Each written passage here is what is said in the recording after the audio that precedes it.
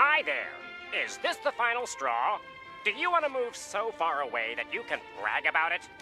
Would you rather tear out your brainstem, walk out into the middle of the nearest three-way intersection and skip rope with it, than continue living where you do now? Then move to... I hate this channel. No! Huh?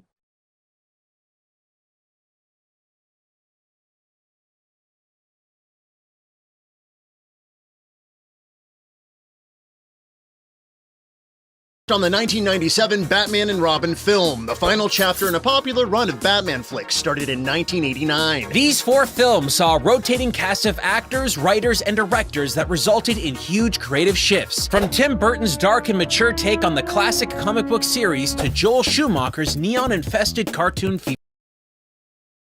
Batman and Robin movie is notorious for several reasons. It was the lowest-grossing live-action Warner Brothers Batman film. It made the studio cancel a planned sequel. It won Worst Picture. It had bat nipples. And yet somehow, and I can't believe I'm saying this, somehow this game is worse. Huh?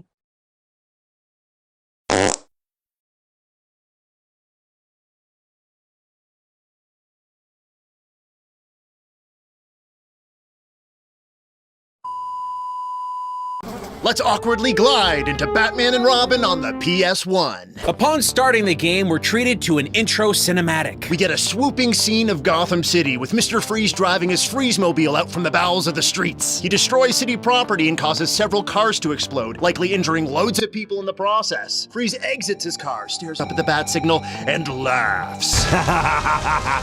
Where's Batman during all of this, you might be thinking? Well, surely Bruce Wayne is miles away, only now glimpsing the bat signal in the sky, and is quickly pulling on his bat pants to assist people on the street and take on Mr. Freeze. No, actually, I'm pretty sure at the beginning of the cutscene we saw Batman just standing on a nearby rooftop. FBI, open up! Yup.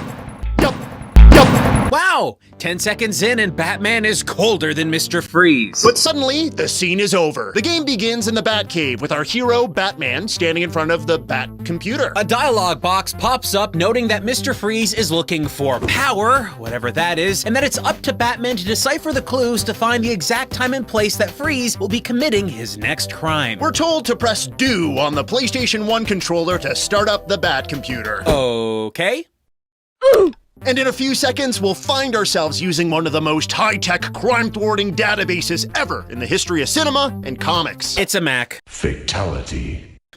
What? It's a late 90s Apple Macintosh. Fatality. The Bat computer. Icon called Bat Computer. You know, so you can access the Bat computer while on the Bat computer. So you, as Batman, check the computer, look at some clues, and by combining and analyzing these random objects, the Bat computer comes to the conclusion that, obviously, Mr. Freeze is going to steal the Sudan diamond from the Gotham Museum. Where did these clues come from? Why does Mr. Freeze want a diamond? Why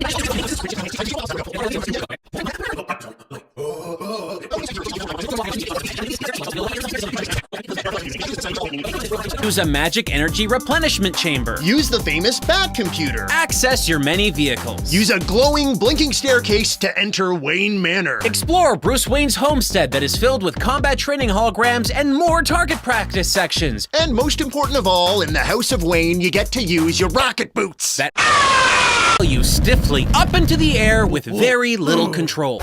Oh no! All 3 of the characters you can play as in this game don't exactly handle the same way. In fact, some of them just outright don't function properly, like Batgirl. You'd think that it's a simple cosmetic swap and that all the characters in this game that you can play as are treated equally. But in a section like this, where Batman easily jumps over this ledge here and the magnifying glass at the top left represents exploration and platforming. When you have that selected, you can interact with objects in the world, jump, or use items like your Batarang. However, you can switch that magnifying glass to a fist, which represents combat. When that's selected, it changes all of your buttons to combat buttons like punching or kicking. But in this mode, you lose the ability to jump or use items like your Batarang, so you need to strategically switch between both during every single battle. Okay, that's not the greatest thing. If you push one of the attack buttons with the magnifying glass activated, it will trigger an instant heal option that you cannot activate when the fist is selected. And because every enemy in this game drains your health very easily, you'll have no choice but to switch constantly on the fly. Oh, wow, that sounds sounds really... There's also a second set of symbols to the right of the magnifying glass in the fist that can be switched from 1 triangle to 3 to represent the speed of your general movements. Combined, this gives you a total of 4 possible modes of movement just for Batman to functionally be Batman. This is what you gotta learn. Okay, take that all in and understand that basic movement in this game is centered around tank controls. That means stilted movements are added onto the already finicky action control setup that will have you pressing the wrong buttons. In a game like this with no lines...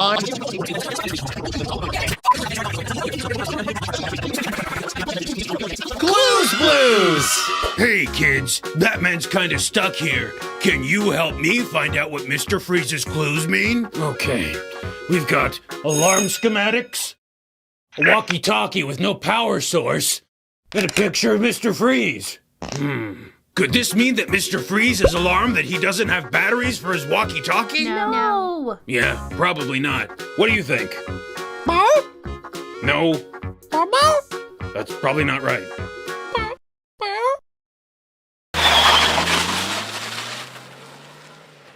You've missed something and try to go back to a mission location you've already left, the clues are gone! They disappear the moment you leave a location. So all of this creates a pretty bad time. But the developers were like, hey, let's make it worse! Let's leave clues randomly on the sides of city streets! You might see them, you might not, and maybe they're useful, but maybe they're not. Maybe you want to check out the clues that you've collected to see if you should still be scrounging around Gotham. But guess what? You can't! You'll need to return to the Batcave or find a Bat computer somewhere in the streets of Gotham in order to look at the clues you have. Good luck. Anyway, after our fight with Freeze, we were lucky enough to find the right clues to lead us to our next mission location, a jewelry store. Right, so we go to our map of Gotham City and whoa, this map is big. It was at this point that we discovered that this game is actually a fully realized 3D open world experience. This is years before other developers would master this concept. It can take full-on real-world minutes to travel from one point to another in Gotham. It's seriously impressive, something that the developers likely spent a really long time on creating. Yeah, real shame it sucks though. Batman drives his famous Batmobile. A vehicle that is obviously far too large for the city streets. Excuse me, pardon me. Oops. No. Okay. Nope. Stop. Okay.